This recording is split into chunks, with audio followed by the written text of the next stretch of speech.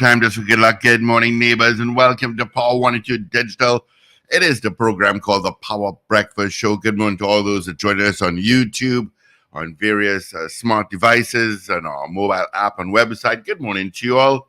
Thank you so much for joining us. The Richards twins in this morning, the R's as I call it. We got Paul Richards, Richard Rugbar. We got Ruben in the mix.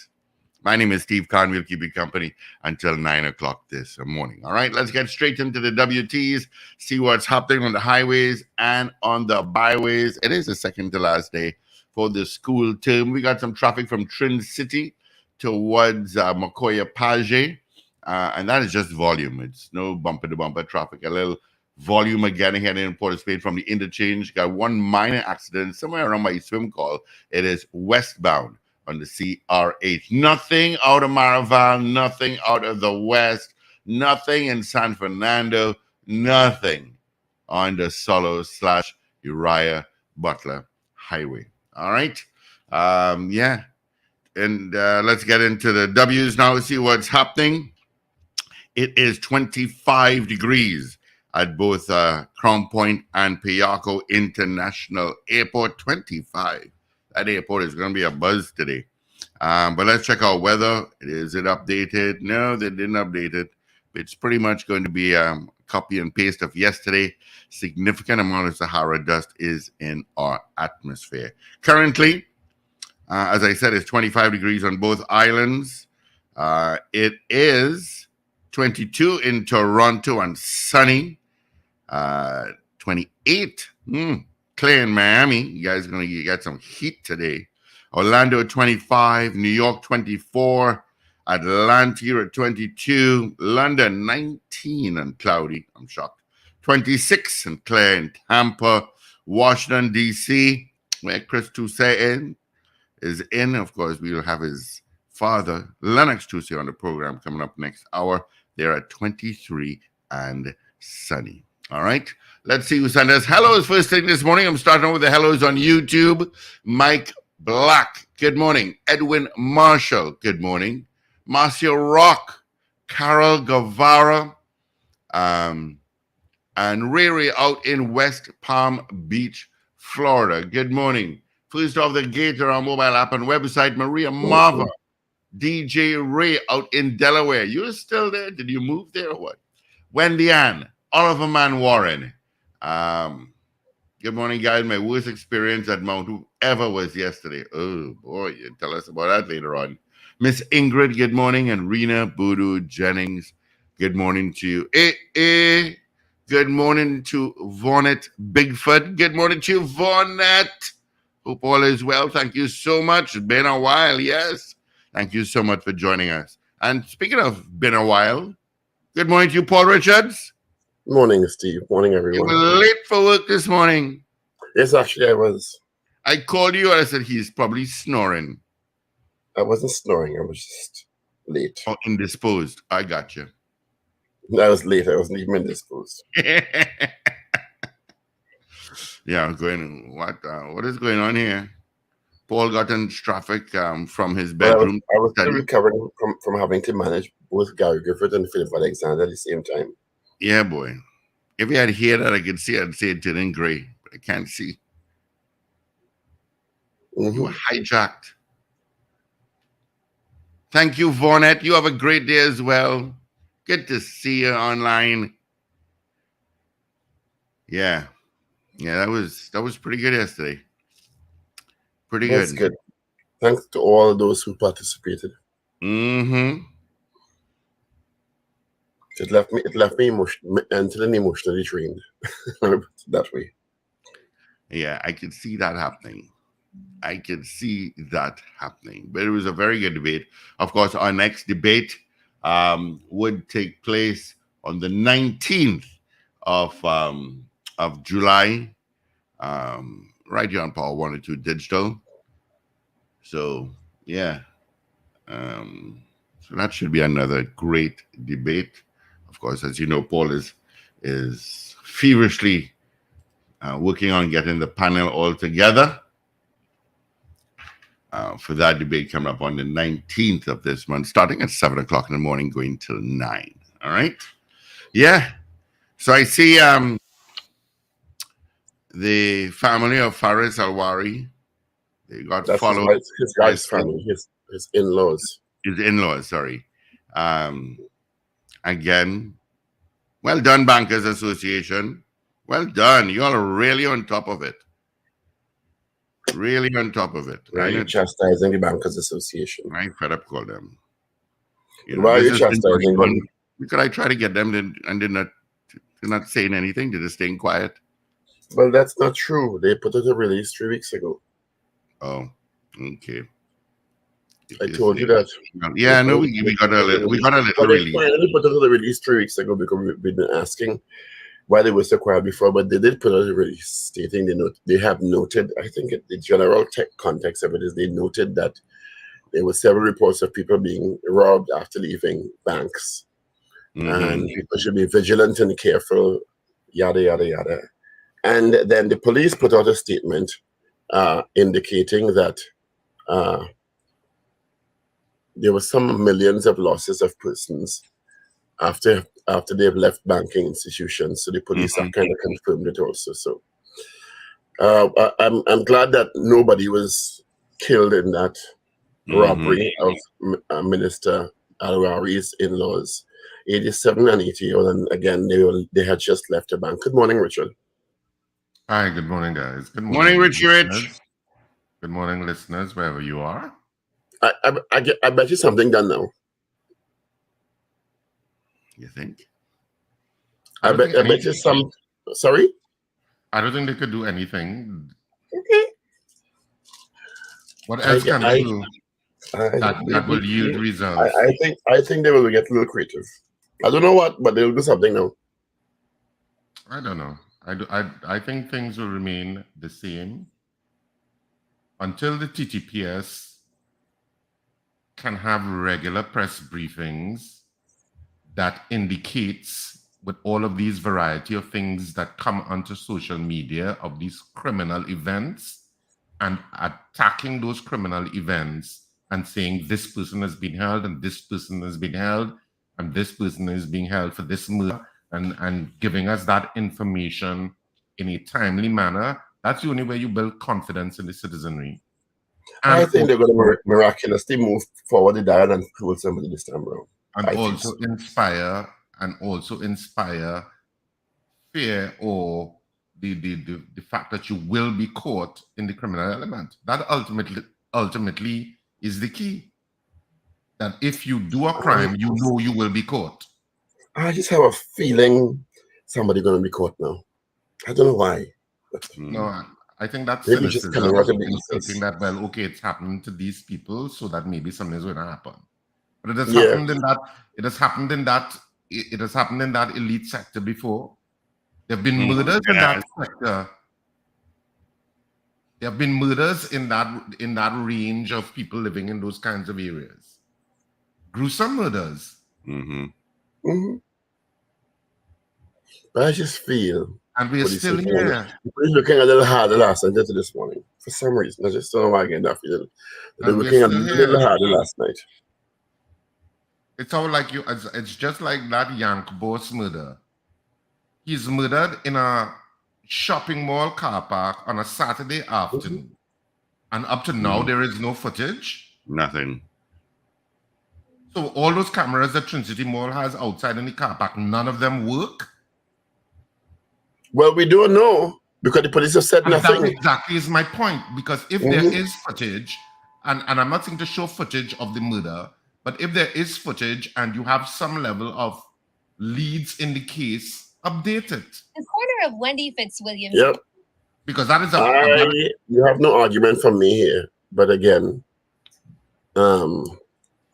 this has been the order of the day for PT Police Service. They don't think, seemingly they don't feel that it is their responsibility to communicate effectively and regularly with the public. They have their weekly presses, but when you have major incidents, they just miss the opportunity. I'm sorry, and I don't know if they don't look at international jurisdictions and how they operate in This terms is the of new $2.3 in terms of billion. keeping the public abreast and building the confidence in the public that, well, we're working on this. You know, I don't know. But look at, for example, and it all comes back to that when you don't solve things like that, it feeds into uncertainty and a lack of trust and confidence by the Exactly. citizenry But they don't get in that. your capabilities. Look at Raymond's murder, Raymond Chukong. This is years now. In a couple weeks, it'll be 4 years. Already? This 4 future years. Wow. And where Raymond was murdered, where his house is at the back of the Arima police station. But it don't make a That's difference whether it's central. close or fire or Ragabassing. That is as central a Arima as you can It get. could happen right in front of the police thing. It don't matter. You know? You realize that? Don't matter. And that's what Matters needs to not. change. I agree. It needs to change, but we're going to change it. Fitzwilliams Boulevard, We're going to change it. Fitzwilliams Boulevard, and St. Lucia. Why, come on, I'm ready for you yet. All right. Yeah. It's unfortunate that we have to be talking about the police like this, but they don't get it. They don't seem to get that mall murder of young boss Kevin Solomon Otley should have been the subject of a press conference because of the way it happened, the way people, the public, families, children were in danger. 5 o'clock on a Saturday afternoon, Mountain in a packed mall. You hear nothing about it. You know, and you just and that's a really sad indictment on how they operate.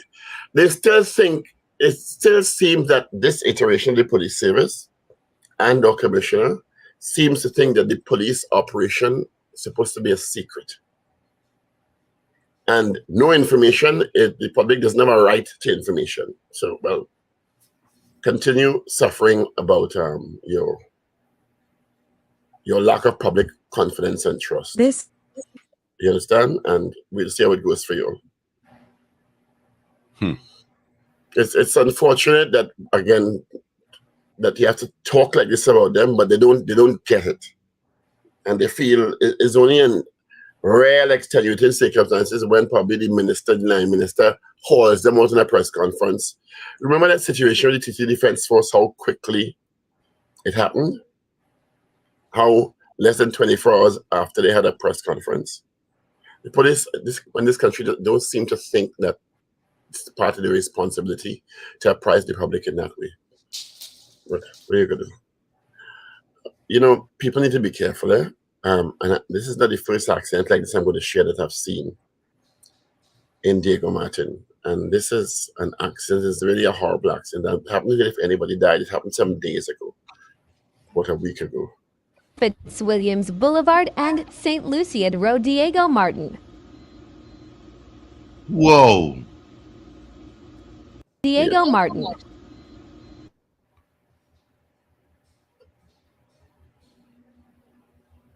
It's most unfortunate. I mean, He just I went don't- into that wall Yeah. full speed. yeah, people need to be really careful. Yeah. It was clearly the wee hours of the morning, but I mean, driving at that speed is only going to put you in serious danger, you know? And have you all, let's go international, have you all seen the new Giants Fair in Las Vegas? Mm-mm. Or videos of it? It is this new, they're calling it the 10th wonder of the world. Mm. And this is what it looks like. It's a huge sphere that you can see for miles and miles and miles. It is a concert venue, an event venue, but outside is what is described as the world's biggest LED display. So it changes shape, it changes whatever they want to put in it, and this is what it looks like. Oh. $2.3 billion fair. In Las Vegas. Isn't that amazing? Wow. Let me get another view of it for you. I mean, I saw it and it was astounding. U2 is planning to have a concert there. This futuristic entertainment venue in Las Vegas is the world's largest spherical structure. Its bowl-shaped theater reportedly contains the world's highest resolution wraparound LED screen, and its exterior is fitted with 1.2 million hockey puck-sized LEDs that can be programmed to flash dynamic imagery on a massive scale. Again, reportedly the world's largest. It was fully illuminated for the first time Tuesday night to celebrate the 4th of July. There's nothing like it. It's light years ahead of everything that's out there, says U2's The Edge while touring the venue in a recent Apple Music video. It's absolutely stunning to look up and see what's in front of you, says Rich Claffey, Sphere's chief operations officer. I've been in the entertainment business for almost 40 years. I've never seen anything like this, and I'm not exaggerating. The Sphere's exterior will be illuminated every day and night with animations and other imagery, sometimes tied to the season. For example, it could transform into a giant pumpkin at Halloween and a snow globe at Christmas. The globe seats almost 18,000 people. This building was built for immersive experiences in cinema and performance. This is the ultimate 4D experience with even scent included in the immersion. Let us know what you think. Isn't that astounding? Wow. Surely you're a tech Wow. junkie. Like, isn't that absolutely astounding as a performance space? Yep.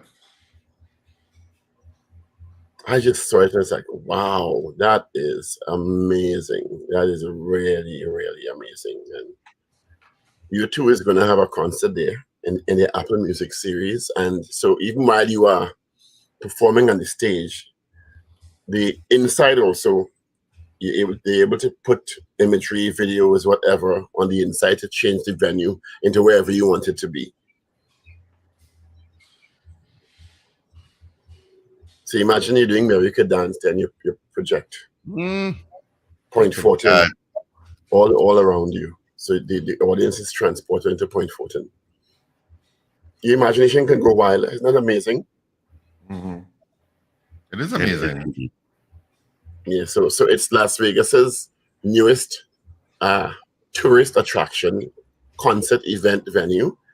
And as they say, when it's amazing to visualize it flying into Las Vegas or flying overhead, but it's also amazing to look at it from the ground when you drive because it's visible from every angle for miles and miles and miles. Anyway, just thought we'd share some technology with you this morning. CARICOM leaders, plus the CARICOM summit, I think, ended last night officially, and incoming chairman Roosevelt Skerritt hosted a press conference, and of course the American Secretary of State Richard Blinken is here, and he led the charge of the CARICOM community, asking that the U.S. reconsider its sanctions against Venezuela and Cuba. One, because there's countries in the Caribbean that had been able to acquire cheaper gas and oil from Venezuela for many years, who have not been able to since the sanctions went into place. And of course, you know the situation in Cuba for decades. And I think the only president, or one of the few presidents who lifted some of the sanctions on Cuba may have been Obama and Clinton. Because people started to go and invest in Cuba, and I know Jay-Z had a restaurant, and they were travel was becoming very frequent to Cuba, but I think that had been reversed under Trump. If I could be wrong, correct me if I'm wrong. And of course, our situation with the Dragon gas field and Venezuela, and the limitations in the present arrangements that many of the energy experts say was not in keeping with a deal that could have long sight, if I put it that way, because the deal in the interim was a short-term deal, and it needed to be a longer-term deal to bring to fruition any arrangement with Trinidad and Tobago and Venezuela to monetize that Dragon gas field. So I think they were also calling on the energy minister, or the prime minister and the energy minister, to petition the American U.S. Secretary of State to, when he goes back to Washington, to, well, you all kind of lift that sanction, but I don't think it's going to be successful. When America wants to sanction, they want to sanction you, and America is not in favor of the regimes either in Venezuela and or Cuba. So it's unlikely as a foreign policy decision that CARICOM may be able to convince Big Bad America to lift those sanctions, even if it's affecting many of the CARICOM member states, and of course, typically Trinidad and Tobago, our ability to negotiate and explore and monetize some of the common gas fields between us. So we'll see how it goes, but they've made a petition. I haven't really followed that 50th celebration in terms of CARICOM and the heads of government. I've been around town during the period, and of course there was an increased police presence at certain places that you went. But I haven't really followed it. Even watching it on news, were there any major decisions coming out of it? Not that I saw so far. I mean, the typical responses, kind of thing. Typical responses, I would say, I haven't heard anything particularly innovative from where I sit, But I mean, I think it's and that's the thing about these things. There are a lot of decisions taken and accords signed and stuff, but you don't get. Well, I don't get. Let me not say you don't get. I don't get that. A lot is actually done. Can be coming out in terms of output. In some of them in the past, I've had big announcements. I know regarding this one, they haven't had an announcement regarding a committee set up at the last heads of government to intervene more. I saw a news report yesterday talking about a new peacekeeping mission to Haiti, but past that I haven't heard very much. I mean, regional integration is a buzzword as usual among these kind of fora.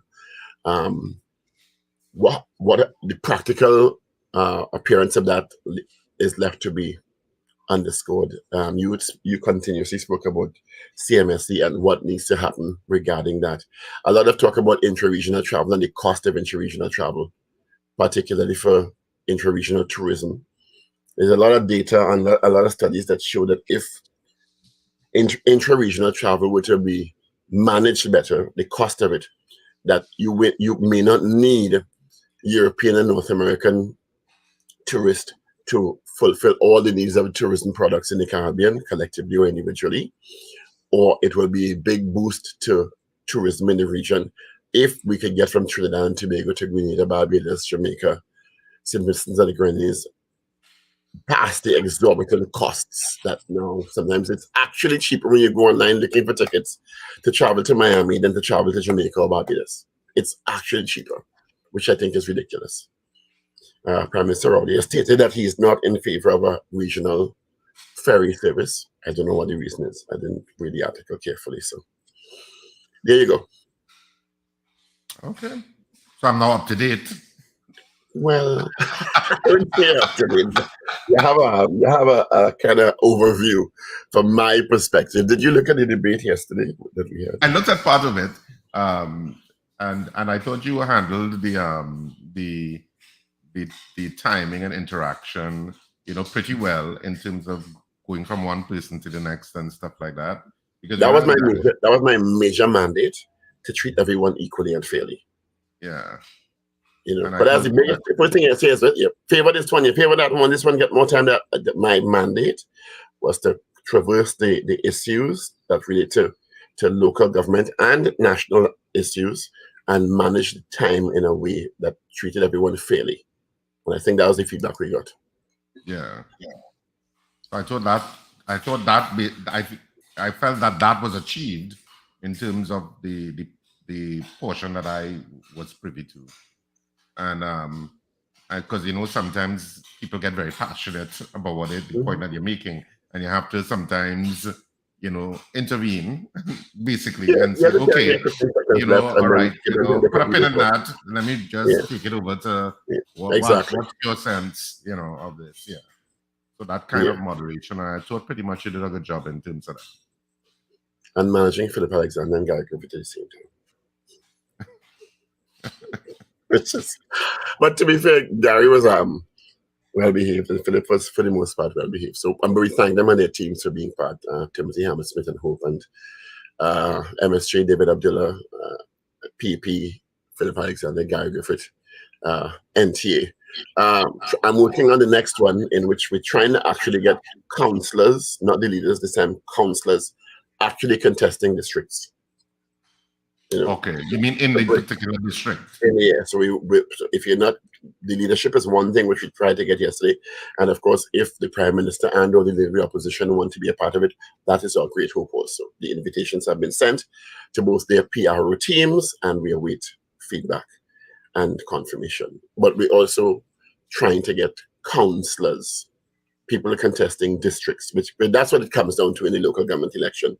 Leadership is what an overview, but councillors, what are you going to do for your Burgesses and citizens is what I think people want to know. So I think yesterday we got up to 572 comments. Wow. While it was going on, and the just over 4,000 views so far from during to after. So thanks very much for your the audience support, and you know, it's something we want to keep on a monthly basis, even post-election. You know, because there are always issues and stakeholders who need to come together and have a kind of dispassionate discussion and respectful discussion. You could disagree, and there was a lot of disagreement yesterday, but the mandate was also to keep it respectful. You have your own platform, so you're back on it. You understand? We don't want this, and that's why we also designed it to have the open platform section where they could interact freely and not be sterile with the moderator directing them. Or you talk, you all could ramage. So I think we achieved most of the objectives yesterday, and we thank the audience and the participants. You have papers? No, I don't have it today. Sorry. All right, let me roll through, starting with the news day for today, July 6th. Integrity Commission launches full probe into audio clip in Tobago THA situation. CARICOM leaders agree to CSME expansion. We're talking about that, Richard, you see? Big announcement. US, yeah, well, should I go into it a little bit to see? Let me go into it a little bit to see. Right, so the author is Sean Douglas in the Newsday.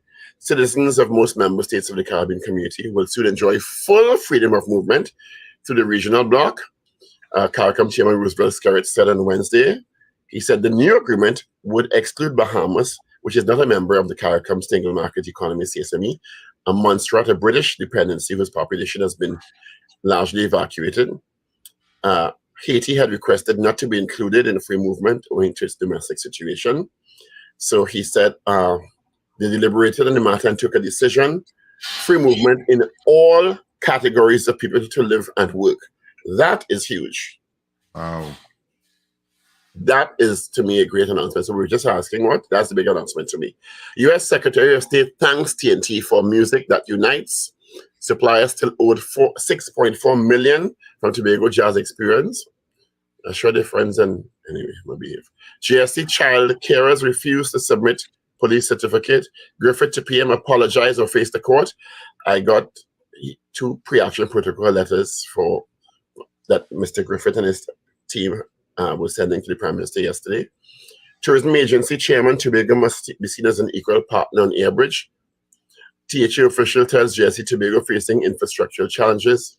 And Faris's in-laws robbed at gunpoint. Let's move now to the Express. Crash victim was mom of 4 on kidnap charge. Colleen Osborne was killed in a crash in the early hours of Wednesday. Really sad. Half pay might be better than no pay. Elderly couple robbed outside house. Supplier still owed $6.4 million for Tobago Jazz. Nahu's couple robbed at in Westmoreland attack. Woman dies in highway crash. GPS leads to burnt body in car trunk. PNM paying us to take back defectors, and strong winds tear off roofs. Let's move now to the Guardian online. Blinken to region. You can count on US to be at your side. The Haramal resigns as minister and member of parliament. That's certainly not in Trinidad and Tobago. Mother accused of kidnapping toddler 19 years ago, killed in accident. Minister's father-in-law robbed after leaving Marabal Bank. Schoolboy escapes cousins shot and attacked by Spanish-speaking men. Young PNM candidate in UNC stronghold. Police training crucial to reduce crime. CPAP worker killed while cutting grass. Boy who wrote essay with broken wrist top school and blink into region. You can count on the US to be at your side and remove sanctions against Venezuela and Cuba, CARICOM leaders tell US Secretary of State. So those are trending stories on your Express Guardian and Newsday for today, Thursday, the 6th of July, 2023. So I don't know what you think the question could be. Do you expect a full realization of the CSME? It could be around that, something like that, you know. What's the I other? mean, movement to easier movement to live and work in the region would be a huge advantage, I think. Well, I suppose we could ask, are you excited about that? Yeah. All right. Let me give you the results from our poll yesterday. We asked you, do you think any of the smaller political parties or independents will win districts in the upcoming local government elections? Well, the results are in. 64% said no, they won't. All right. And once again, Paul, our morning poll. Are you excited at the prospect of free movement and work throughout the CARICOM region through CSME and expanded CSME? Mm-hmm. So are you excited at the prospect to be able to move and work freely, to live and work freely throughout CARICOM under CSME and expanded CSME? Yes or no? All right. 222-8255. North Americans, 866-525-1099. Good morning to Rena Boodoo Jennings, D. Pierre, G&C Auto Security, BCC. Good morning to you. Those on YouTube, let me say hi to you guys. A lot of you all came on. The great good morning, Edward Aliang, Dwayne Sylvester, Mo Gaines, JB Harper, Ray Rodriguez, Carol Guevara, Carlisle Cupid, Anthony Tinto, and Mike Black. Good morning to you all. All right, so let's get into our poll. Once again, So are you excited at the prospect of free movement to live and work across CARICOM under an expanded CSME? That's CARICOM Single Market and Economy. Yes or no? The big announcement. No. That's our poll this morning. So Good morning, caller. 222-8255. Yes, very much so. All right, yes, thank you. North Americans, 866-525-1099. People on the web and app, send your vote via the messaging portal located there. You're seeing, for those of you viewing on YouTube or other social media platforms, you can see the poll. Are you excited at the prospects of free movement to live and work across CARICOM under an expanded CSME? That's our poll this morning. The CARICOM leaders have announced expanding CSME. Citizens of member states of the Caribbean community will still enjoy full freedom of movement throughout the regional bloc. A big announcement made at the closing of the 45th regular CARICOM Heads of Government at the Hyatt yesterday. So movement throughout the region, working throughout the region, they said living throughout the region. Mm-hmm. Well, on the issue of free movement, they've deliberated and took a decision for free movement in all categories of people to live and work. All categories to live and work. Certain contingent rights will be associated with free movement: access to primary health care and emergency health care, access to basic education, free primary and secondary education, and CARICOM's existing security provision will also apply to the free movement deal. So what does that mean? My passport can get me to any CARICOM member state. That's what that means, right, Richard? Yeah, well, on the face of it, Yeah. that you through whatever bureaucratic process, because I don't know if there's going to be a bureaucratic process, or which was part of the problem before, which is what we talked about previously, or whether they're going to make it very easy that once you have a national ID of some sort, that's it, you can work. You know, just a basic registration process in whichever country you go to, however you apply for the process that I'm now here, that it's pretty much as easy. It should get to the point as easy, in my opinion, of course. It should get to the point of, if you're working in San Fernando, you're working in Ariba, it doesn't really matter. They said the Kenny in expanded Harlem treatment says program- yes. Prime Minister Barbados Mia Motley says, quote, the heads agreed we are now moving beyond the freedom of movement of skills to the freedom of movement of people. So I hope those issues that would have occurred in the past where immigration in Barbados or Jamaica or Trinidad and Tobago stops CARICOM member state citizens from moving between the islands. As Richard said, it should be as free as moving from Trinidad to Tobago from CARICOM member state. That to me would be a huge step if it is operationalized seamlessly. Yeah. It always have somebody at the border who do read the papers, Yep. How do you treat it? Like the ideal is for treating it like one domestic space. Exactly. That's what your ideal is. Yeah. And to work, if you have skills, and it shouldn't be any particular skill set, it should be open, which is what the announcement is saying. Any particular skill set, anything, an actor, you understand? You shouldn't be getting the third degree for that. And of course, the tax things are in space already. So if you're working there, you pay their taxes.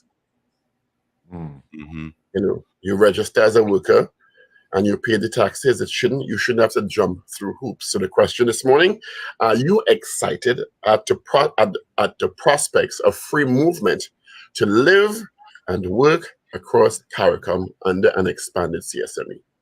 Yep. And then media workers says yes to the poll. Kenny in Harlem says yes.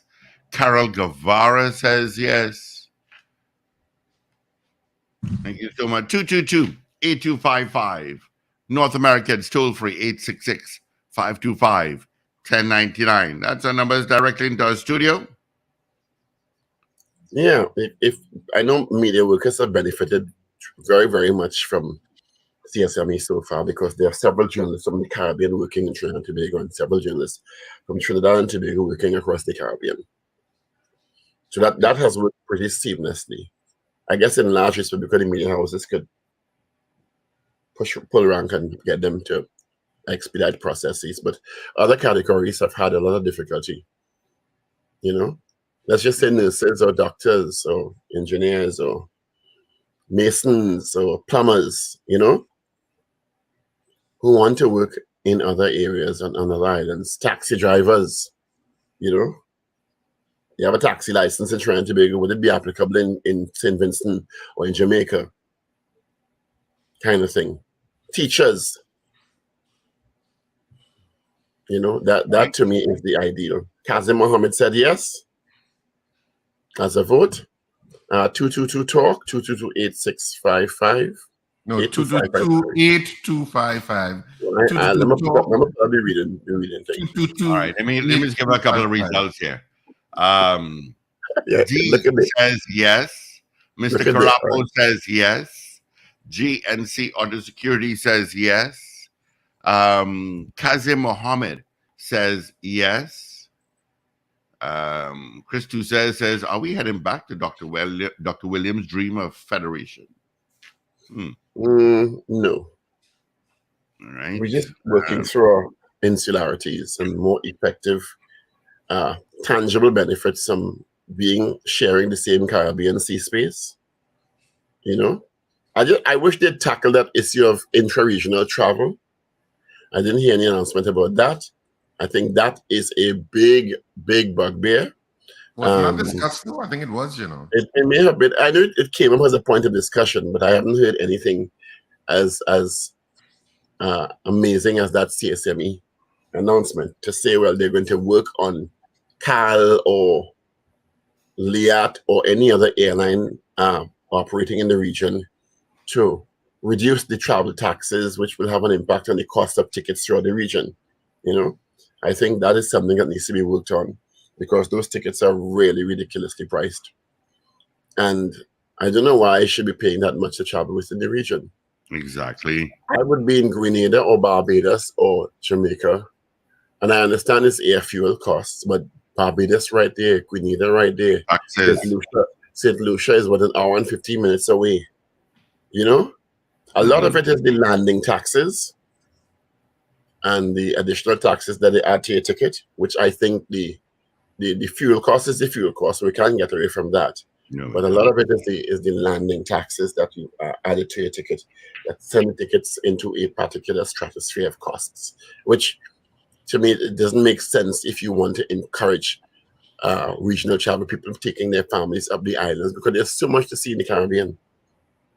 You know, people coming into Trinidad and Tobago, you know, sportsmen and women traveling across the region freely to train, to compete in regional and domestic meets, you know, all that stuff like that. There's so many benefits that can be accrued if you lower the cost of travel. I don't know, maybe we could ask tomorrow if they should champion an intra-regional ferry. I know the Prime Minister, Dr. Rowley, I saw one of those being advertised. It's not on streaming. Why not an intra-regional ferry? Why? Why not a ferry from Trinidad to Barbados to Grenada and going up and down the island chain?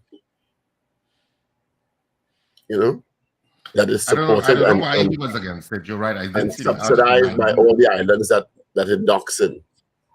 And I'm not sure why the Prime Minister is against it. I mean, obviously he has a reason.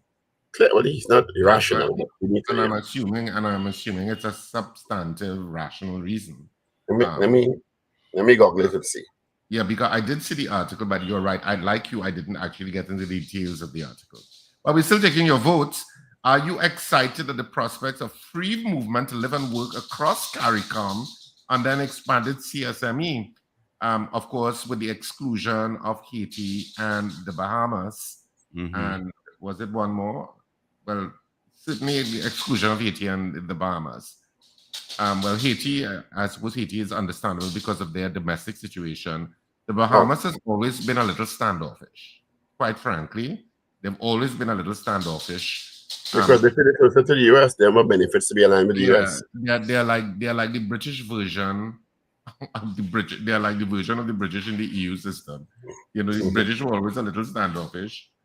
So the Bahamas is kind of our equivalent in that. They always seem to be a little standoffish. But they know we're closer to America than you, so yeah. So I have a Guardian article by K. Marie Fletcher and Peter Christopher that focuses on Dr. Rowley's. Although several heads of government at the 45th CARICOM meeting have called for the establishment of a regional fast ferry service, Prime Minister Dr. Keith Rowley says it's not something that can be easily afforded. In fact, Rowley said Rowley's opposed to a fast ferry altogether.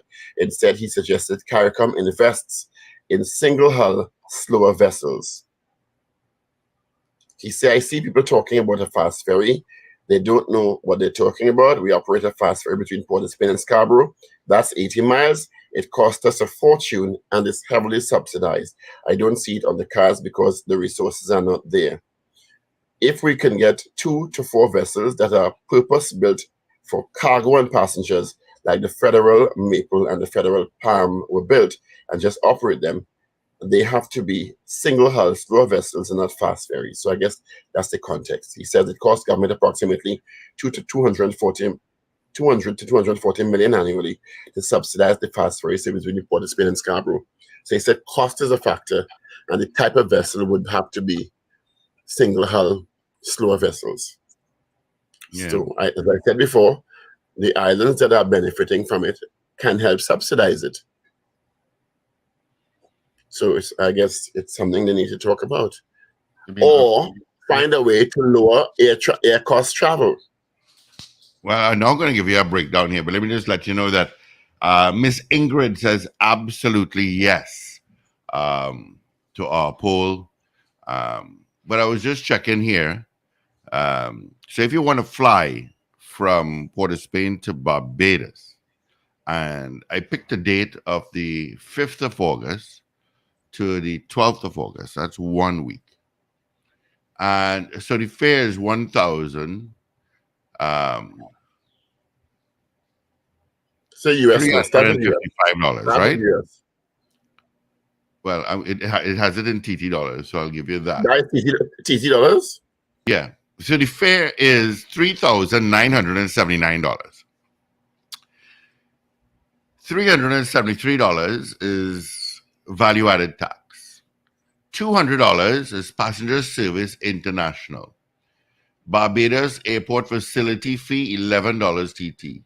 Trinidad concourse fee, $68. Barbados passenger service charge international, $187.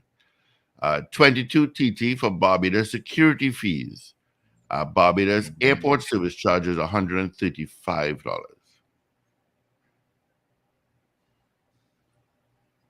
You went up about $400 or $500 there. Well, actually, more than Yeah. that when you You walk into duty free, you're paying for that. Mm-hmm. You pay for No, everything. I know all these costs are practical, tangible costs, but there must be a way to subsidize some of that for intra-regional travel or for CARICOM citizens. Let me put it that way. Mm-hmm. You're holding a CARICOM passport from any of the territories. Some of those costs are subsidized by the place you're going to, because the place you're going to is going to benefit in some way. You're going to spend some money in the place, not so? Am I crazy? Yeah. Yep. And the more people go to the place, the more money the island, the particular jurisdiction makes. So I don't see it not being some sort of benefit for them if they subsidize at some level some of those costs and make more people want to go to Trinidad, Tobago, Barbados, Grenada, St. Vincent, the Grenadines, etc., etc. I just don't understand it. 3,000, how much total, Steve? Oh, close to 3,900. Yeah, New York, here I come. Exactly. So let me compare that. Miami, here I come. If you get to Miami for 3,200, sometimes the ticket I bought in October to New York, because I bought it so early, it's $2,300. Yeah. You understand? Round trip. JetBlue. So, which one do you think I taken? Make it make sense. Make it make sense. All right, so the numbers are 222-TALK, 222-825-5612-8255, toll free. North Americans, 866-525-1099. Our question this morning, are you excited at the prospects of free movement to live and work across CARICOM under an expanded CSME? Steve, I went to a meeting yesterday afternoon and saw Anita Haynes, and she said, how come you all didn't call me to talk about SCA results? I get both. You're not doing your job, sir. I get both via proxy. Oh my goodness. You understand? You're not doing your job. I have to get back into that good book, so I'll get it next week. And then, I'll get it for Monday. and then you say we have no guest. Or the guest did answer the phone. Come on, do your job. You had one job. Mr. Man. You had one job, though. Mr. Man. Okay? Come on. We'll get her next week. Come on, do your stuff. We'll get her next week. But SCA was when? Results was when? When, Steve? Tuesday? Or Monday? Today? What about today? Who we have at 7 o'clock? Lennox Tuesday. All right, Paul? Lennox Tuesday. And what about Angus Eve? Next week. And why can't we have her tomorrow? Tomorrow's Friday. And your point is, what you wait for the story to get stale? That's your point? Stories get stale, eh? So, 222-TALK, 222-8255, 612-8255.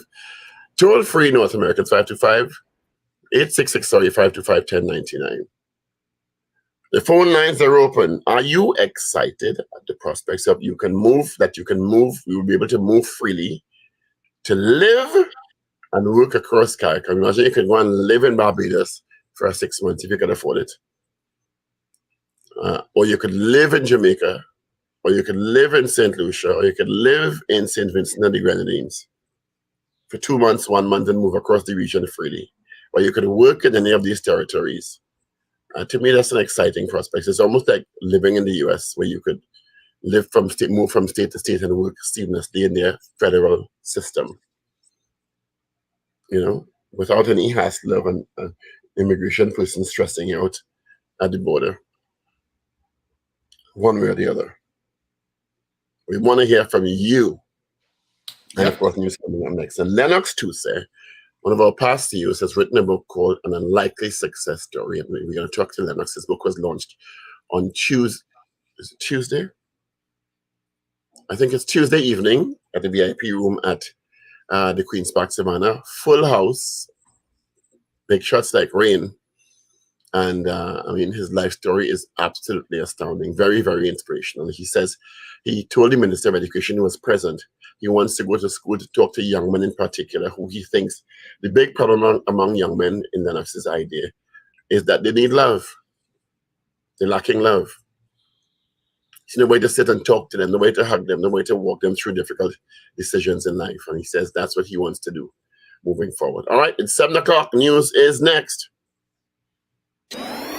This is your news bulletin from Power 102 Digital. CARICOM leaders have once again urged the United States to lift its sanctions against Venezuela and remove the blockade against Cuba. Elderly relatives of local government minister Faris Al-Rawi robbed at gunpoint, and a teenager escapes from a car trunk while his cousin was shot after they were kidnapped in Pinal on Tuesday. Details in a moment.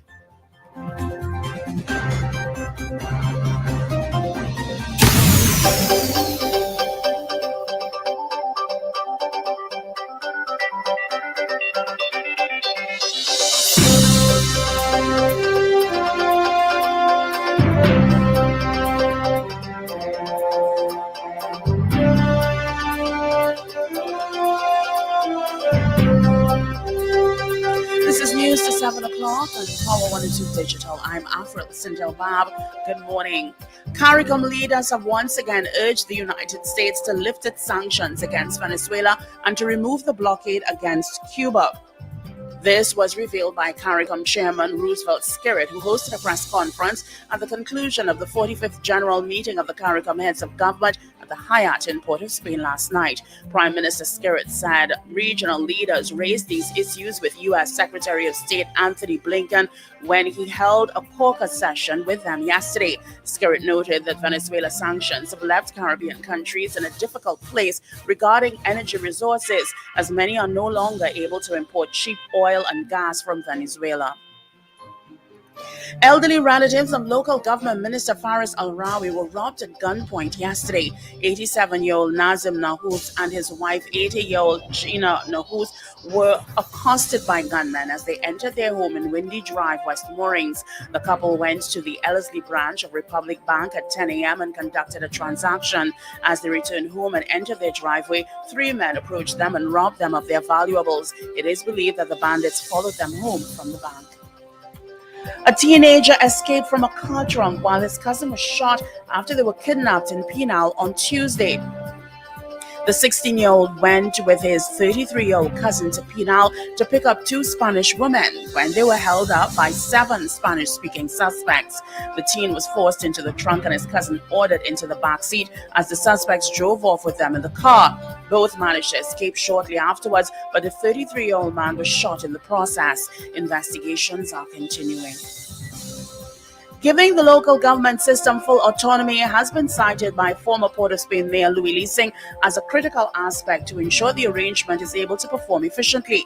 Mr. Leasing was asked by the moderator on the digital debate series on Wednesday on Power 102 Digital's Power Breakfast Show what factors are needed to transform how local government bodies operate. He said meaningful change can be achieved in the local government arena, but it must be established on a good foundation with better selection of candidates and councillors. The former mayor said there cannot be withholding and inadequate resources directed towards local government to properly carry out its duties. He said from his experience, there is need for clearly defined duties and roles to avoid confusion and misconceptions in the role of councillors and members of parliament. I think we will only get meaningful change in local government when local government is given full, true, and meaningful autonomy.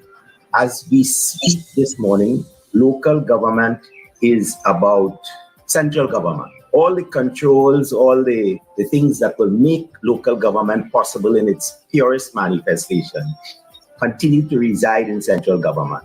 And therefore, it is once again another attempt by the party that has managed local government throughout its life in Trinidad to control local government.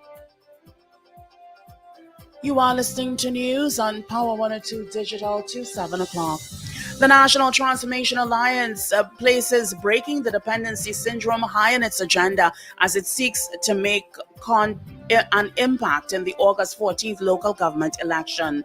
NTA Deputy Political Leader Lorraine Pouchet made the statement in the context of citizens being able to provide for their various needs: shelter, clothing, personal security, employment resources, and building self-esteem. She said breaking the cycle of depending on government through renewed thinking is one of the issues NTA has placed high on its agenda because these elements help build better people and communities. How can we expect the proper development when the psyche of our people is not where it should be in progress? Now, for the National Transformation Alliance, our focus is on community empowerment. That is what one of our focus is going to be. Apart from all what has been spoken about before, we want to focus on how do we empower communities to become the best that they can be, to be the link between, and we have an empowerment committee, to be the link between the community personnel and government. Ms. Pouchet said the NTA has been doing what's required to give communities across the nation a space to become more self-sufficient and empowering. For what we have formed is an empowerment committee, and we also have ambassadors. We call them ACEs. And we want to be the bridge between the communities and the central government to be able to help the communities to become self-sufficient, to have a voice, and to speak about their needs in a way that they can be heard. Meanwhile, Progressive Empowerment Party's Felicia Holder supported the need for local government reform, cautioning there are communities being left behind in terms of not enough attention being placed on human and capital development. You think about the knowledge, the skills, the healthcare, all that contribute to them being contributing members of society. And when you look at it on a local government level, earlier I spoke about a constituency board of supervisors. As it's set up right now, we say a nation is a collection of communities. And looking within our communities right now, these communities are not able to properly sustain themselves. Somebody mentioned in the first half of the panel about the 42% of students who would have failed out of the system. How is that being addressed? Well, finally, here is weather news for the period today till midnight. Trinidad and Tobago, generally hazy and breezy conditions despite the low chance of the brief isolated shower. Few showery spells overnight, interrupting fair conditions. A significant concentration of Sahara dust is present in the atmosphere, so sensitive persons are being advised to exercise extreme caution. Look out for a forecast maximum temperature of 33 degrees Celsius at Piarco International Airport and 31 degrees Celsius at Crown Point in Tobago. Currently, the temperature at both localities is 28 degrees Celsius. Recapping your headlines to 7 o'clock, CARICOM leaders once again urged the United States to lift its sanctions against Venezuela and to remove the blockade against Cuba. Elderly relatives of local government minister Faris Al-Rawi robbed at gunpoint, and a teenager escapes from a car trunk while his cousin is shot after they were kidnapped in Pinal on Tuesday. I'm Afril Cynthia Bab. That was news to 7 o'clock on Power 102 Digital. Look out for more news in detail at 12 noon today and an update coming your way at 8 o'clock this morning. For more details, log on to power102fm.com.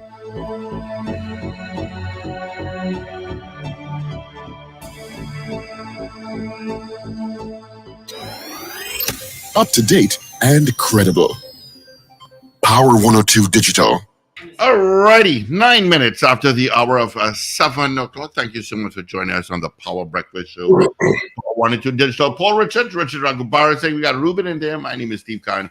Keeping you company until 9 this morning. All right, let's take a look at what's happening traffic-wise. San Fernando, nothing to tell you about. Rivulet Road, it's so kind of heavy, if that makes any sense. And then on Uriah, just before Caroni is where you're going to pick up your traffic. Trin City towards UE, and then queue up in the Port of Spain. You've got some volume. Eastern Main Road, usual spots. Out of Maraval, nothing to tell you about. Just a little volume as you come down to buy shops of Maraval. And out of Dago, I got nothing to tell you. All right? Nothing to tell you. Checking to see if we got any more votes. No.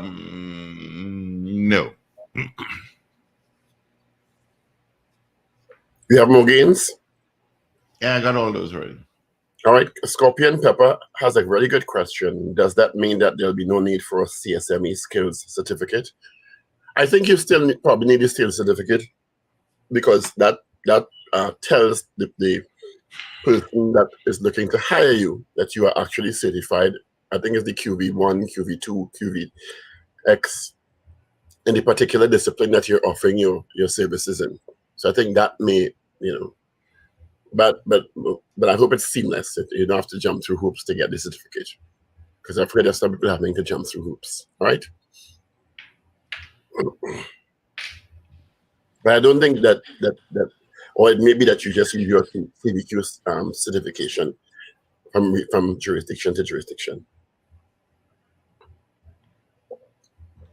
Well, I can give the results. I can give the results of the poll. We had 13 people voting in the allotted time, and of course, everybody said yes. We didn't have any negative votes on this poll. And of course, our poll, you can still see it up. Are you excited at the prospects of free movement to live and work across CARICOM and then expanded CSME? Obviously, all of our voters indicated yes, they are excited. It's a new development in a particular kind of way, and with regard to CARICOM. So some good stuff, at least coming out of the CARICOM summit, the 50th anniversary actually of CARICOM, and we'll just have to wait and see how it's actually operationalized across the Caribbean, because I'm sure the devil is in the details, as they always say, how it actually is operationalized so that CARICOM citizens don't have to go through any unnecessary bureaucratic hoops. This is a good comment from Mike Black. It will, wouldn't it? A regional ferry service will affect CAL in some way, wouldn't you think? You're muted. For some reason, you're muted now, Richard. I don't think you did anything, so I don't understand. Are you hearing me? Yeah, I hear you now. Yeah. Okay. I went to sleep a little bit or something. Anyway, the issue will also be, people weigh that in terms of convenience and how quickly you get to wherever you're going. And of course, some people just do not like the sea to travel on. But I mean, look at the ferry service from Trinidad from Port of Spain to Scarborough. How heavily subsidized it is, subscribed, it is, And some people don't mind the sea, and some people will say, you know what, if I could get to Grenada or Barbados for less than half the cost, I will take the 10-hour or 14-hour sail. You understand? Yeah. It'll be some. Particularly if I could route my vehicle and my family for half the cost. Yeah, it will affect CAL. It will. So maybe that's part of the consideration. Government don't want to go back to mining, CAL. But I think the regional partners can come together and in some way subsidize it. There's only, as I said, if I go to Barbados via ferry service and it's cheaper, I have more money to spend in Barbados. If I come to Trinidad and Tobago if someone comes to Trinidad and Tobago from Jamaica, which is kind of far, I mean, that's a stretch, that's a flight, but certainly up the chain and the Lesser Antilles from St. Lucia, St. Vincent, Grenada, Barbados, and you come down the chain and you on a ferry, you have more money, disposable income to spend in the jurisdiction, because you're not going to come here and not spend. You're gonna book a hotel, and let's say you have family here. Maybe if you have family here and you do an Airbnb, you still have to eat, you still have to go to sites, you still have to enjoy events. So so people will spend in the jurisdiction as part of what builds the tourism product is about. Yep. So I mean, to me, something they should explore. And there's another doctor already. I guess he said he's against it for the reason that it's costly. But if the regional leaders get together and they buy 2 single hull boats, you know, and they can do a cost benefit analysis and see how it benefits the region, and if it also works to strengthen regional integration, because that is part of what Cal was touted when it was losing money to say. Cal was not only about economics, it was about regional integration, even when we had to pay heavily from Trinidad and Tobago to subsidize it, because it brought the region together. Am I wrong? So there's a social benefit to Cal and an integration benefit to Cal. So it's not only about money. It's about exposing people to different cultures and different jurisdictions and different. But we said to Cal, they just did increase their routes intra-regionally. Mm-hmm. I saw they received approval. They said to the Virgin Islands. I saw an announcement online. They applied for and they received authorization to fly into some new regional airport. Right, so the phones are open. Steve, no, I have Lennox Tuesday online. So he's online. Yeah. So morning to you, Chief. How are you? Good morning to you, gentlemen. How are you doing? Lennox? Great. We are great. Yeah, I'm hearing you. Okay. I said good morning, gentlemen. How are you doing? We are great, man. We are great. You. We are great, Lennox Tuesday. And congratulations on your book. Richard, do you have an excuse why you didn't show up? Mm-hmm. I did actually. Oh, I did. I had several interviews on which I had told Steve that I know some of those things, some of those meetings were going to go straight till like 7 o'clock that night. And so said, so done. I was hoping it was going to finish earlier. So I told Steve, I hope I could make it, but I was doubtful because I was in those meetings. Well, thank God you have a fantastic representative in Paul. Paul was present and on time, you know. So, and Paul said it was excellent. He gave gave a great review. Well, we were very happy to have Paul there, and I am even happier to know that he enjoyed his evening. It was excellent. I mean, how you get all them big shot in one place? Boy, it has nothing to do with me. It's all the Holy Spirit. The Holy Spirit just decided this is how I want this to go, and this is how it will go. Will you care to ask? Will you care to use your good offices to ask the Holy Spirit to intervene where Richard is concerned? Oh, ground will shake. I think Richard is well taken care of. You think he needs a little more praise? A lot more. Not a little more, a lot more. We will look on that. He's a good soul. We will look on that. Yeah. Anyway, congratulations. The book is called Lennox Tuesday, An Unlikely Success Story. I mean, you had from the Archbishop Jason Gordon, you had the co-writer Tony Fraser, you had Dr. Rudolph Otley, you had so many luminaries there. I mean, and the people who turned out to support you. I mean, I was really heartened and amazed. You had the Education Minister, you had the Speaker of the House, Honorable Bridget Anderson George, who Carl Alfonso, retired brigadier.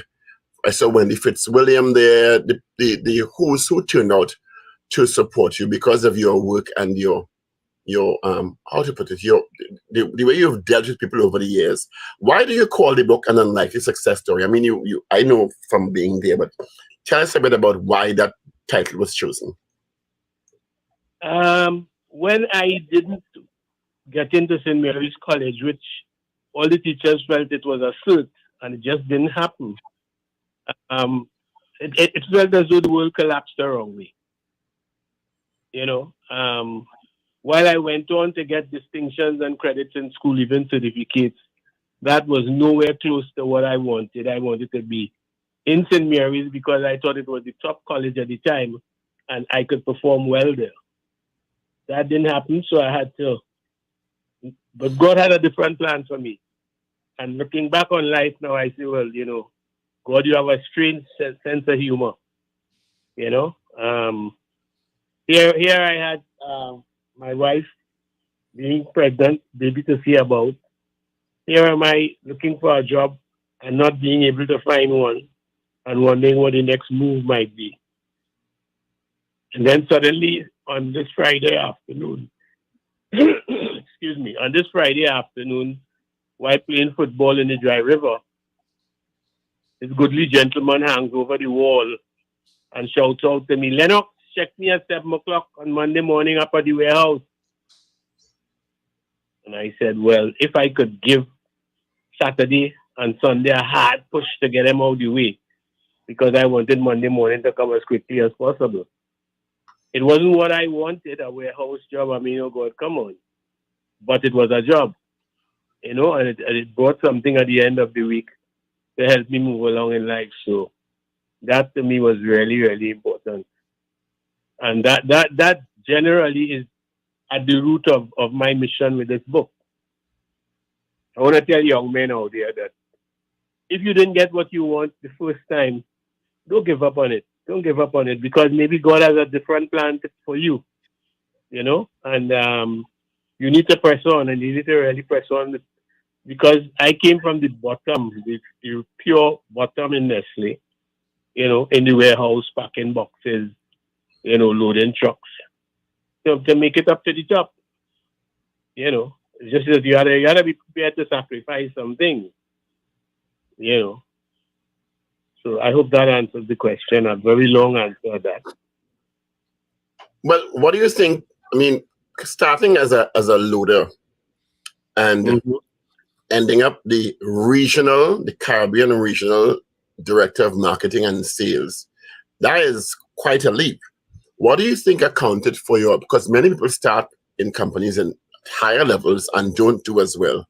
What do you think was the main factor in you being able to rise so successfully through the ranks and ending up at the top executive level at Nestle in the region? Because Nestle is an international company, so you have to be doing something really right. Well, I think it's two things. One, the determination to succeed, and my belief in God. I had ambition, and I felt that if I had to sacrifice a few pennies out of what I earned to take a course, a one-day course that I feel will help me, I will do it. You know, and that was all important to me. My dependence on God, because it was only God could take me out of this and pull me up by the bootstrap. You know, and people scoff at prayer, which is unfortunate. But I think people should really take prayer more seriously, you know, and understand that there's a God out there who's willing to help you. You had to be ready to help yourself. You had to be ready to make sacrifices. I mean, sometimes you had to sacrifice a Friday night party to go to a Saturday session, you know, and the money that you're going to spend in the party is what you had to pay for that half day or whole day session with on Saturday. But this is the sacrifices you have to make. Then you're preaching, because I remember a carnival time, and you took me back several years here, where on a carnival Thursday I had tickets to Beach House Fete in Marcus St. Joseph, and I was going to USC, Andrews through USC, and I remember long lines of traffic. And me sitting down in an undergraduate classroom and the traffic passing, and I have 2 tickets. And I told a friend, pass for the tickets. And she passed and said, no, well, come with me. I said, no, I have a class. Yep. That's the kind of hard sacrifices that you got to make. You know, I mean, Friday night party, one of the best parties around, and everybody is making it to that party, you know. But then the same price of the party is almost the price of the Saturday session. Which will you choose, you know? And I think I was also inspired by moving up. Moving up was always exciting for me. So I spent 2 years in a position, and an opening comes up. And what does that opening take? Well, boy, you had to go management development and get a certificate. That's all right. I go in. You know, I would work work as a salesman, finish work in the afternoon, and rush off to Eureka, of course. You know, that's the kind of thing you have to be prepared to do. You know.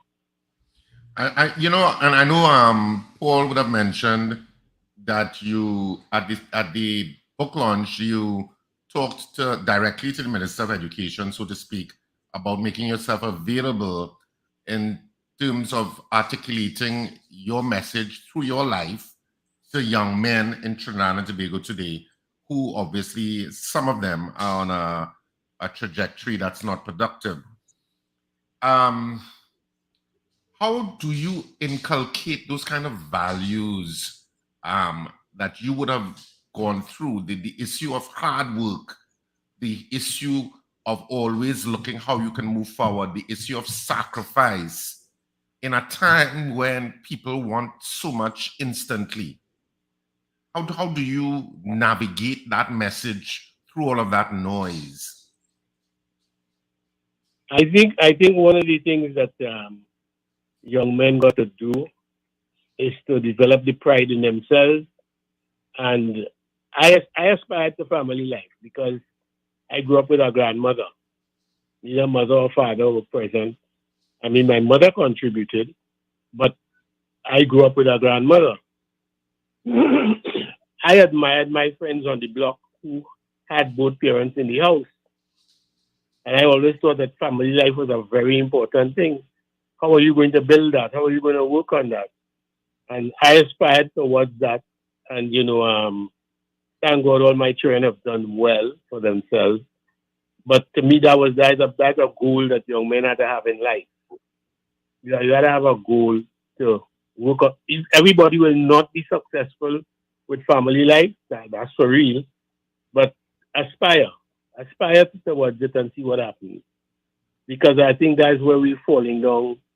I remember my wife's cousin, who was once a Minister of National Security, telling me that he went into Laventille talking with the boys and said, but what it is you guys really need? And they say, we have fathers, but we need some daddies. He said that statement confused them for a little while because we have some fathers, but we really need some daddies. What's the difference?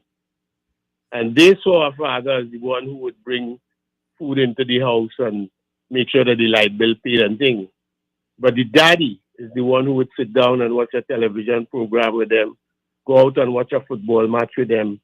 And I think this is where we're losing our way, because some men feel it's just important to put some stuff inside of there. But there's so much more to be done. And it would help our society. Our society could improve because we were just a lot of brilliant people. And but we need to really work hard with these young people and make them to understand that they have a special talent that they need to give to this place. I hope that answered your question, Richard. But you mentioned your sons as being successful and in the same trend of thought. Your sons weren't successful in a vacuum. Your sons had parents, a mother and a father who guided them, who showed them love, who corrected them along the way. A lot of young men don't have that. Their moral compass is the block. Their moral compass in some instances is a gang member a gang leader who in the absence of a father or a mentor, tell them, come boy, I will show you the love. And the love is, I'll give you some money to buy to drive a BMW if you go and rob this person for me. And that is where the challenge lies in Trinidad and Tobago. And we had 3-4 generations of that now.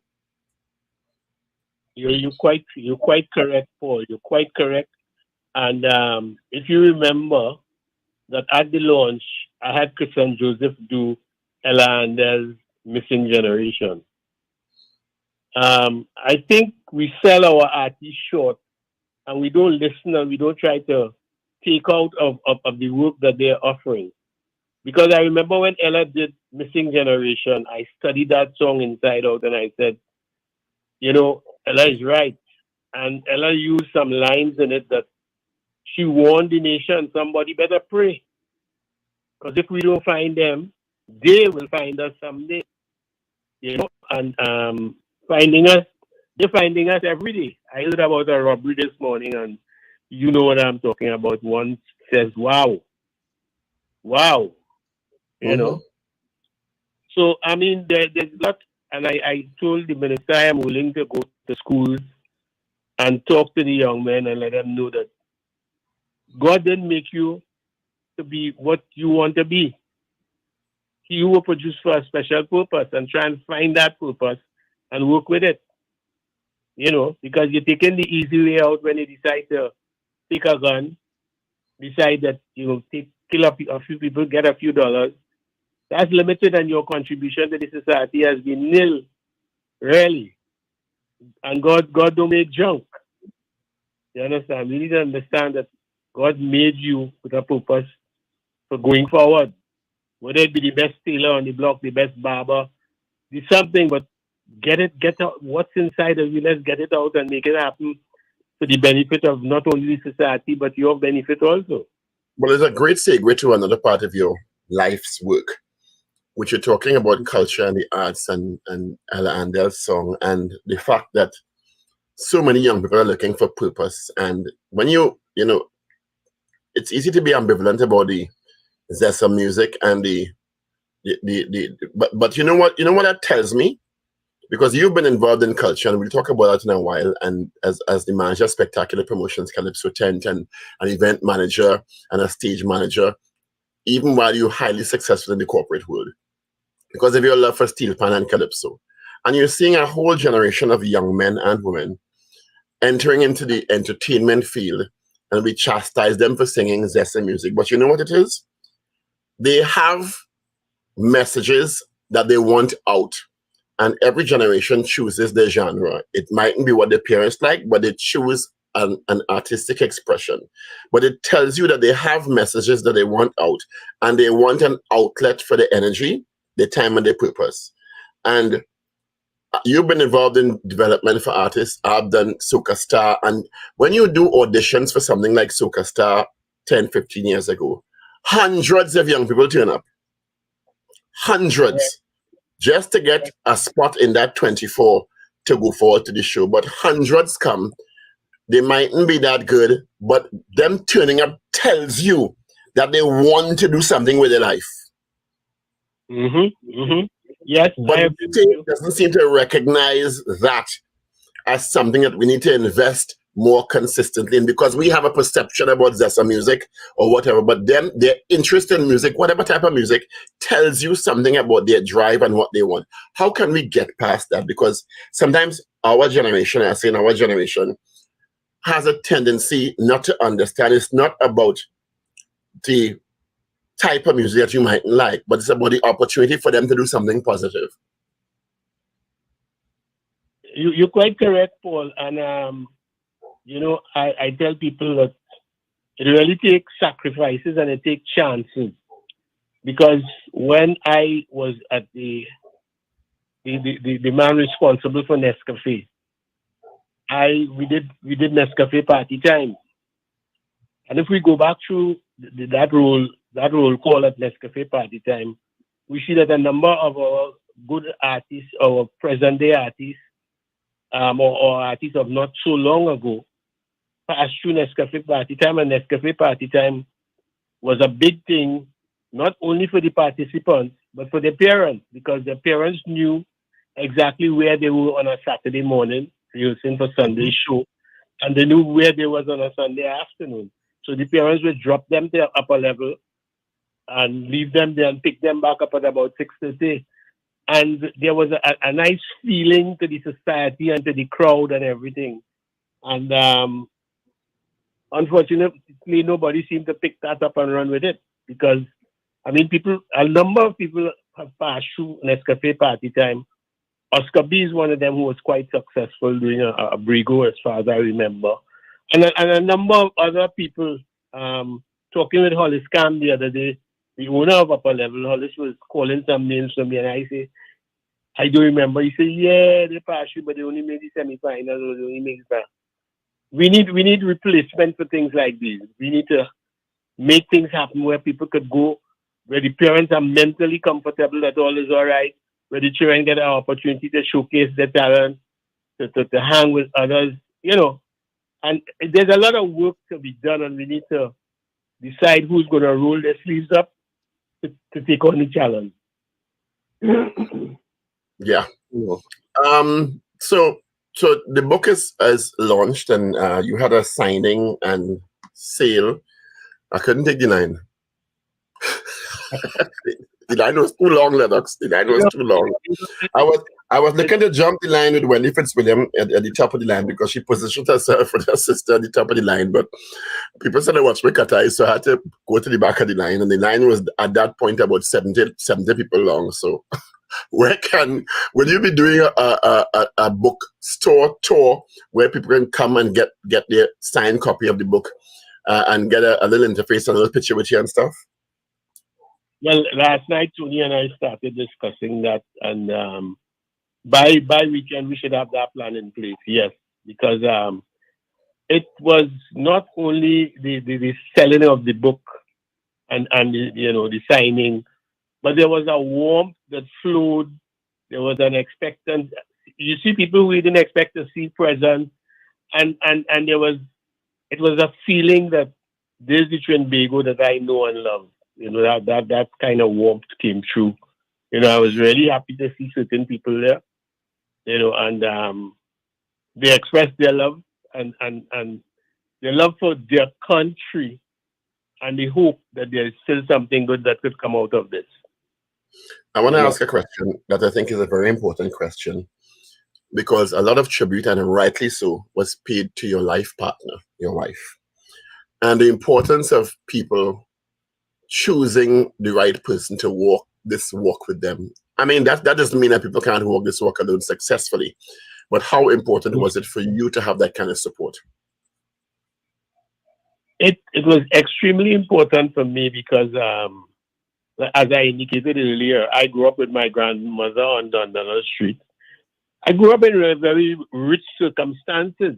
I like to boast about that block that I grew up on. A few houses up from me were the Minshall brothers, Peter and Marcus.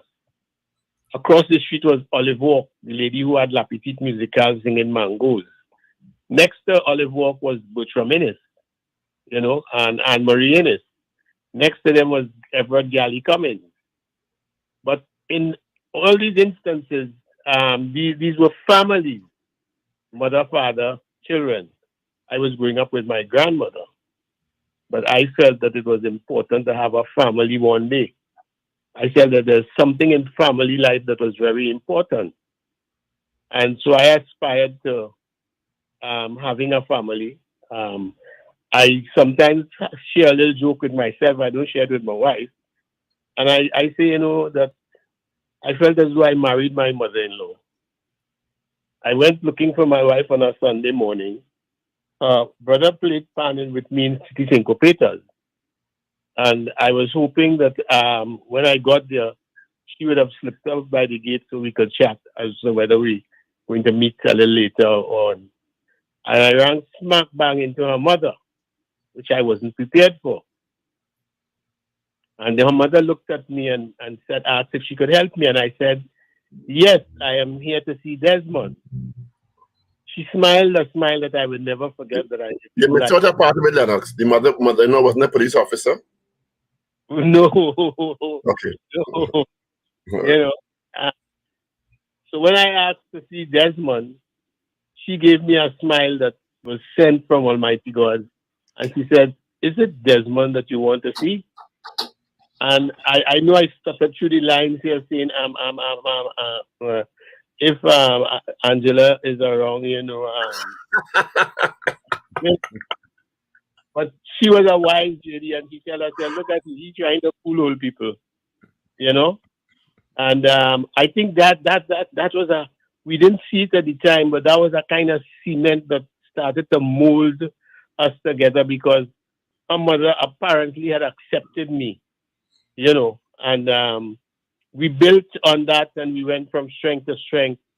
And thanks be to the Almighty God, you know, we could sit back. I tell you, one of the greatest pleasures of mine on Sunday evening is to watch my first grandson go up to that mic and deliver. You know, that was really fantastic. Not that I didn't all the contributions that were made by my children and grandchildren behind the scenes to make Sunday what it was.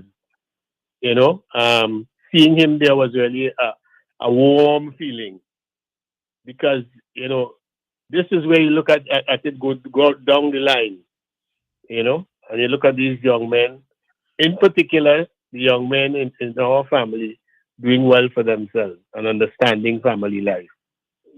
You know, there was another one there present on Sunday that you may not have noticed, but he was liaising with the MC and making his presence felt in pulling the whole thing together. You know, because he into events and he has been my right hand man for a number of years now. So again, you know, that extension of the family really feels good. I want people to always remember this statement. The young men said that what they wanted was daddies. And my cousin-in-law says it confused him. When you say you want daddies, what do you mean? And then they explain what daddies are. Daddies are the ones who do these things. And our society, we have hard work to do with the young people. It's not going to be easy, but we have to bite the bullet and do it, because with God's help, we will succeed. I sat next to a young man in a Saturday meeting that we had, the men's ministry, the Catholic men's ministry. This young man sat next to me and we were talking about Jesus being left by his parents behind in a pilgrimage. And when he was asked, what do you think was the most significant thing in that reading? His words were, they leave the boy behind. And I couldn't, it had me a little confused. They leave the boy behind. But they leave the boy behind is today's language for them. And he was pointing out that is what a lot of parents do every now and then. They leave the boy behind. So these things give you a little hint as to, you know, what kind of work we have to do. You know, and I tell people all the time, Paul, there's a young man in your area. Richard, there's a young man in your area. Steve, there's a young man in your area who is modeling themselves after you. Pray God that you could find them and help them, because they could tell you what you wore on Monday and what you wore on Tuesday. They study you. They want to be like you. So we all have our work to do. For me, family life is one of the most important things. Yeah, I mean, I think family is so important. But how do you? I don't know if you feel it sometimes, Lennox. I always feel to call you Uncle Lennox. Just about to say, number the views I have all over the place because of the uncle. How you going? You know, and you have to show that love. You have to give that love. Yeah, absolutely. But you know, you have so much going on in Trinidad and Tobago today that can make people so despondent and make people so hopeless or very afraid of the future. And by the future I mean not only of their own space, but the future of the country and where it's going. And how can you get that message of hope across? What is the narrative that you think we need to hear more? Because I don't know if you think the society is doing enough in terms of the narratives for those young people who are straying from that path and who are making life miserable for so many people. Is that positive narrative or that narrative of growth and mentorship, do you think that's coming across enough? And what would you say to a lot of the people listening today who feel that Trinidad and Tobago is becoming more and more a hopeless space? It is physically for man's eyesight hopeless. In the sight of God, it isn't. But man himself is not putting enough into it, and we need to go all the way with them. When we look at what we have produced in the theater, in soccer, in cycling, in beauty pageant, whatever this world has called out, we are able to go in there and represent in a big way. Now, why do we only have 1 or 2 or 3 representatives in these areas? So we need to sit down, look at it carefully, and decide how and when and what we are going to contribute. We need to give the time, the talent, and the treasure. When I look at Paul, a young man who I admired growing up through, and he is not disappointed. I look at Paul on Sunday. I look at Wendy on Sunday. I look at a lot of other young people there, and I smile and I tell myself, wow, above God, they really give us plenty. God has given us a lot. How well have we used it is another question. How have people prepared to sacrifice 2 hours of their weekend to contribute to our young people? Or are they prepared to just sit down around a drink and criticize them? Those are the hard questions that we have to ask ourselves. Takes a lot. I think we have so much potential in young people, but we have a tendency to just chastise and don't understand the responsibility to nurture. And that's why I resonate with your story about young men need love. I mean, they taught to grow up in a world so tough and go and make your way, but it's not. So they have to have the nurturing and the support and the guidance, because we pour a lot of protections on our young girls, which is the right thing to do. They in the past were looked upon as the more vulnerable gender, but young men are equally as vulnerable to a host of other dangers and predators out there, and people looking to encourage them into wrongdoing and stuff, and we don't seem to get that, and that's why so many of them fall through the cracks. And God has given me so many opportunities to be present, to and listen to and hear, and to look and see these things. I remember cutting my hair on Henry Street a couple of years ago. That's about maybe 2 or 3 decades ago now. And a young man coming in there a night to get his hair cut. And just by the way the discussion came up, and he said why he had chosen the way of life he had chosen. He was from Lac-Quahog. But he says that the guy on the block that he admired is the one with the fancy car and the nice batchy and all the girls.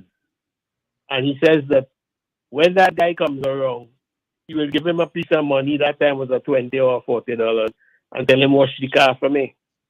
That kind of money he has not been able to get out of his father, because his father earnings barely makes paying all the bills. But his admiration was for this man who would hand him a $40 and say, wash the car for me. Because now he can buy 2 of those special fancy box of chicken that everybody likes. So again, these are the little things that we have to look at and tell ourselves, what sacrifice can we make, Papa God, to get in there and work with these young people? Because a lot of them, their heart is in the right place, their mind is in the right place, but there's no support, And if we get to support them, I mean, that cadre we have of X amount of bad boys and gunmen, we could cut it in half. Sounds impossible, but it isn't. I'm hoping we could open the phone lines for a bit, Steve, because I know there are lots of people who are our listeners who want to congratulate Lennox. Lennox, where can the people get the book? And the phone lines are open. You can have a chat with Lennox also, 222-TALK, 222-8255, 612-8255. Where can people get the book, and where will you be? And you said earlier when you're talking to Tony Fraser, who is your co-writer. What was it like working with Tony? It was very, very, very interesting.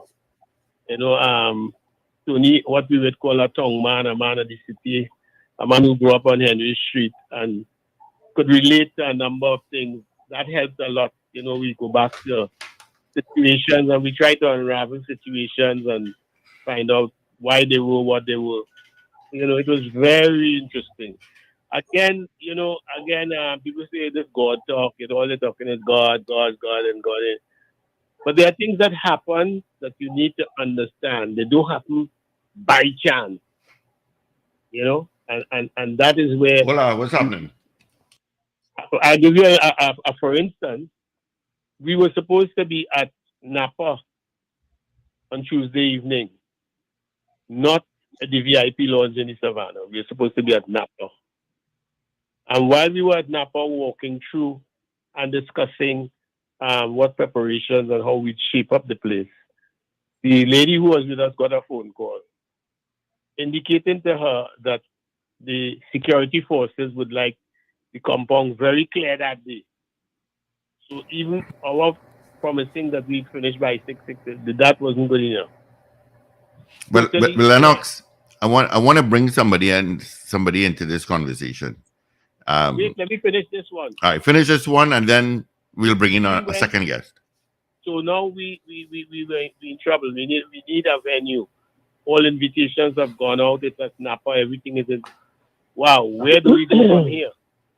And then suggestions started to come in. People say, well, why not try here? Why not try there? Why not try there?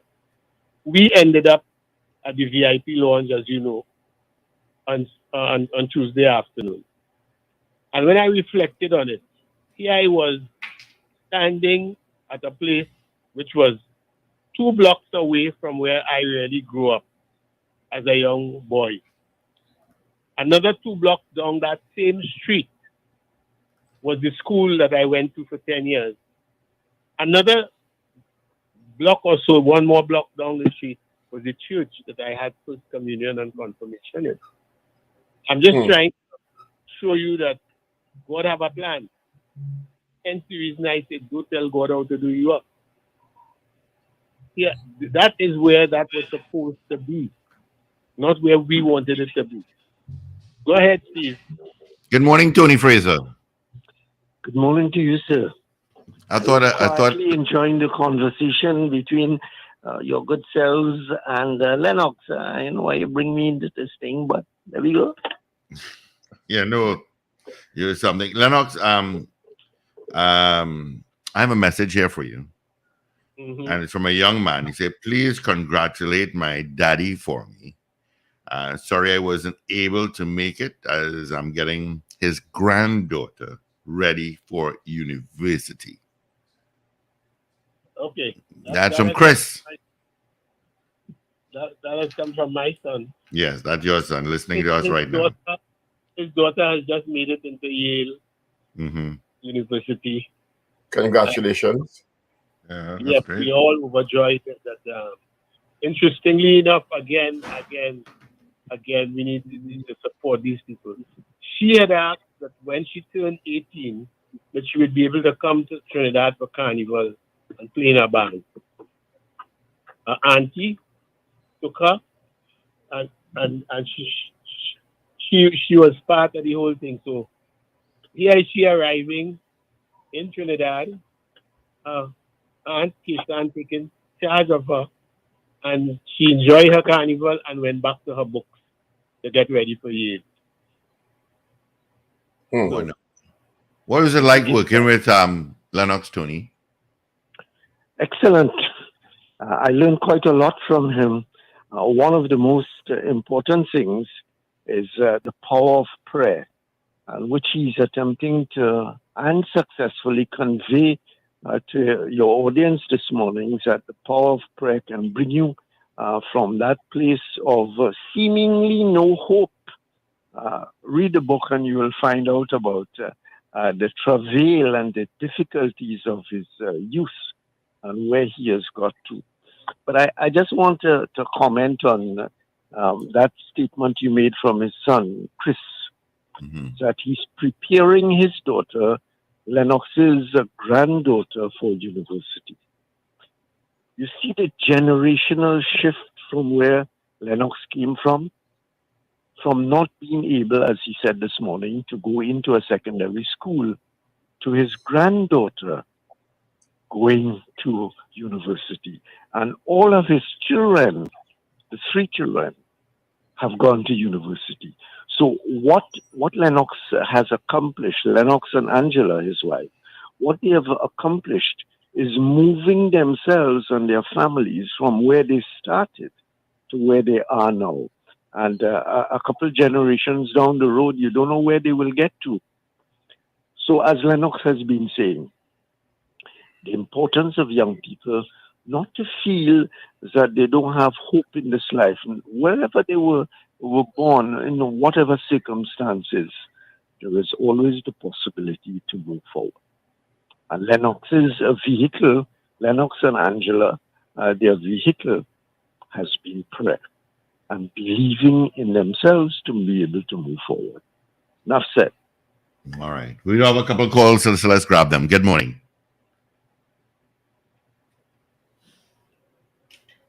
Good morning, caller. Hello? Like I lost that call. One more time. Good morning, caller. Okay, I lost that call. All right. So we are taking a couple of calls. We have 3 minutes again. 222-8255, North Americans. 866-525-1099. I do have Tony Fraser, and I do have Lennox Touset on the line. Of course, Lennox just launched his book. It's called An Unlikely Success Story, which was launched on Tuesday. I have to get, once again, I'm getting messages. Where can we get the book? The first set, like as I indicated before. Yeah, they missed it. The first set of these books are very close to sold out, I would say, by tomorrow, please God, because we have a number of orders that have come in. My wife has been scribbling all day yesterday. The orders are coming in. And she has my name, Angela has my name down, right? Well, obviously, you are supposed to be at the top of the list. I didn't look at the list, but I'm confident that you're there.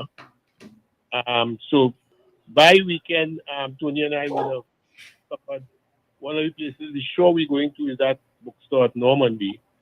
And then we have discussions with a couple others. So by the end of the week, we will know exactly where we will be when that reprint is. What time at Normandy before I grab this other call? I'm trying to remember the name of that store at Normandy, that bookstore, but there's only one bookstore at Normandy. Yeah. No, the time that you guys will be there. We now pulling it together, and okay, let me know. The information you could call 683-8752. 683-8752. Yeah. Good morning, caller.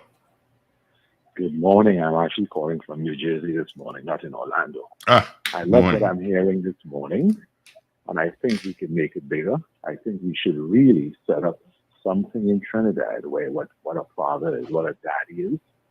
I am willing to fund part of it because I think that is what is missing from a lot of the young people in Trinidad. I grew up in Trinidad, and I had a daddy and a father, so I could relate to what Lennox is saying. And I think we really need to do it. I hope the minister picks it up, and I hope they set up a whole series because we have many accomplished people in Trinidad, like Lennox, who can speak positively to the young people and lend direction to them.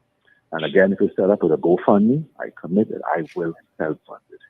Thank you. I'm going to listen offline. Right. All right, buddy. All the best here. Thank you again. Yes. All right, gentlemen, in our closing minutes, I'll start with you, Tony. Anything you want to say before we go? Well, I want to repeat something I said at the opening. You have to read the book to be able to fully appreciate the life of Lennox Touset and his family. Wonderful. Buy the book. If you're interested in the book, you could call 683-8752. The hardcovers are sold out at this point in time. There are still a few copies of the soft cover that is left. Mm-hmm. So call and get your soft cover as quickly as possible. Mm-hmm. So congratulations to you both, Lennox and Tony, for your work on the book. Thank you very much. Yeah. We will certainly use the areas to keep people informed as to where they can see Lennox to get a signed copy and where the books are to be placed for sale in addition to Normandy. Yeah. Yeah. I mean, you really have to abide. I mean, Lennox, I've known you for a long, long time. And I call you chief because you're the chief in everything. And I mean, we've had long conversations, and I'll let the folks know that, I call on you so many times. I mean, when we do our chit chats, and, when I wanted to bless my car, you came across. When we wanted to open the Pet Butler, you gave me the words of encouragement, and I'll never forget the words that you said. And because you came across it, and you and wonderful wife Angela, which is absolutely adorable, came by to the Pet Butler before we opened to bless it. And your words of encouragement, and even your words of encouragement afterwards, I really want to thank you for that. So folks, if I go and get the book, it's going to be everywhere, I'm sure, in a matter of time, but it would make for good read. I'm sure of it, especially written by Tony Fraser. Congratulations to you both. Thank you very much. I think that we are also in a time where we need to increase our prayer. Some people cry out that they have prayed enough, but I can assure you that prayer works. Right? I don't start a show without having a prayer. And over the years, a number of artists have told me how important that prayer was to pull things together. So whether it be in the show business, whether it be in the personal life, whatever it is, God have a plan for you. You just keep that focus, keep calling on him, and ask him which street you should go up, not which street you should go down. Lennox, Congratulations. thank you so much. Congratulations. Congrats, Uncle Lennox. And this is where we say goodbye. Have a great day. All right. Take care. Tony, take care. Good morning. Okay, guys. All the best to you. All right, y'all. Have a great day. We see you again, God willing, tomorrow, right here on Power Digital. Yes, have a great one. Remember to smile and laugh. It's great for your health. And of course, it is Thursday. So the weekend begins tonight. People at the second after midnight. Don't you forget it. We celebrate the weekend like no other program on the planet. We love our weekend.